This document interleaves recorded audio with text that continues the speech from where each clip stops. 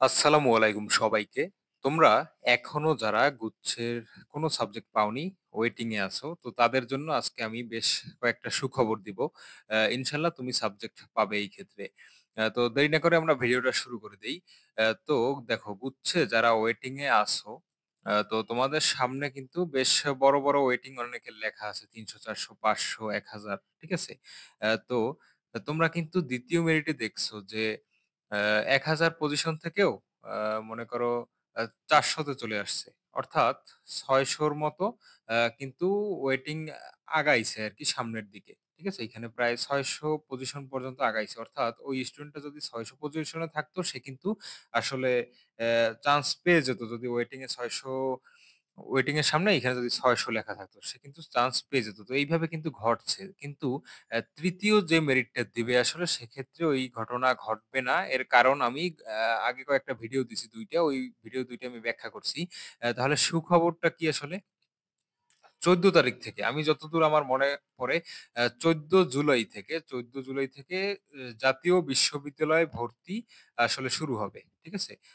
১ম মেরিটে যারা জাতীয় বিশ্ববিদ্যালয়ে সাবজেক্ট পেয়েছে তাদের প্রাথমিক ভর্তি আসলে এই ১৪ই জুলাই থেকে শুরু হবে। তো ১৪ই জুলাই যদি জাতীয় বিশ্ববিদ্যালয়ে ভর্তি কার্যক্রম ওরা শুরু করে তো সেক্ষেত্রে কিন্তু আসলে অনেক শিক্ষার্থী এই বিভিন্ন পাবলিক বিশ্ববিদ্যালয়ের শেষের দিকে সাবজেক্ট গুলো ছেড়ে আসলে জাতীয় বিশ্ববিদ্যালয়ের ভালো, ভালো সাবজেক্ট গুলোতে চলে যাবে। যেমন মনে করো কেউ ফিজিক্সে চলে যেতে পারে, কেমিস্ট্রিতে চলে যেতে পারে। তারপরে আর্টসের সাবজেক্ট গুলো ছেড়ে তোমার এই জাতীয় বিশ্ববিদ্যালয়ের বেশ ভালো, ভালো কিছু সাবজেক্ট আছে ওইখানে চলে যেতে পারে। তো সেক্ষেত্রে বেশ ভালো পরিমাণ সিট কিন্তু খালি হবে। ঠিক আছে? তো এই একটা গেল জাতীয় বিশ্ববিদ্যালয়ের ব্যাপারে। তারপরে আরো একটা ব্যাপার আছে যে যেখান থেকে শিক্ষার্থীদের আসলে ওয়েটিং এ বেশ ভালো পরিমাণে স্টুডেন্ট টানবে।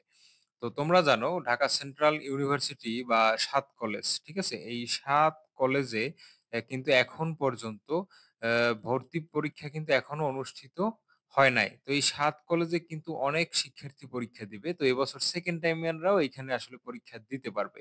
ঠিক আছে? তো সেকেন্ড টাইমাররাও যেহেতু দিতে পারবে, তারপর ফার্স্ট টাইমাররা তো আছেই। আবার ভর্তি পরীক্ষাটাও কিন্তু এখন পর্যন্ত হয় নাই। তো সামনে আগস্টে আশা করা যায় যে ৭ কলেজের ভর্তি পরীক্ষা অনুষ্ঠিত হবে। তো এই ক্ষেত্রে যারা চান্স পাইছে, ঠিক আছে? ওরা অনেকেই ৭ কলেজে পরীক্ষা দিবে ভালো সাবজেক্টের আশায় এবং ঢাকায় অনেকে থাকতে চায়। সেই ক্ষেত্রে ওরা ৭ কলেজে ভর্তি পরীক্ষা দিবে এবং বেশিরভাগই আসলে চান্স পাবে। তো ওই সময় আসলে একটা মেরিট দিতে পারে গুচ্ছে। কারণ অনেক শিক্ষার্থী আসলে ওই ৭ কলেজে চলে যাবে। যেমন মনে করো একটা শিক্ষার্থী চান্স পাইছে নেত্রকোনা ইউনিভার্সিটিতে। তো ওই শিক্ষার্থী আসলে থাকে মনে করো যে নারায়ণগঞ্জে। তো ওর পক্ষে আসলে নেত্রকোনা ইউনিভার্সিটিতে যাইয়া পড়া বা ওই নতুন ইউনিভার্সিটিতে যাইয়া পড়াটা আসলে ওর ফ্যামিলি থেকে আসলে ওই সাপোর্টটা দিবে না। তো সেক্ষেত্রে ও ঢাকায় থাকার সুবাদে বা ঢাকায় থাকার জন্য ৭ কলেজে পড়তে পারে। বা অনেক শিক্ষার্থী মনে করো ঢাকার একজন শিক্ষার্থী, ঠিক আছে? ঢাকার একজন শিক্ষার্থী সে মনে করো জামালপুর সায়েন্স অ্যান্ড টেকনোলজি ইউনিভার্সিটিতে চান্স পাইছে। জেএসটিইউ যেটা। তো ও কিন্তু কখনোই চাইবে না যে ঢাকা ছাইড়া ওই জামালপুরে যেয়ে থাকতে। এটা আসলে ঢাকাইয়ারা আসলে সত্যি বলতে এটা করে না খুব একটা যদি বেশ ভালো অপশন আসলে ওইটা না হয়।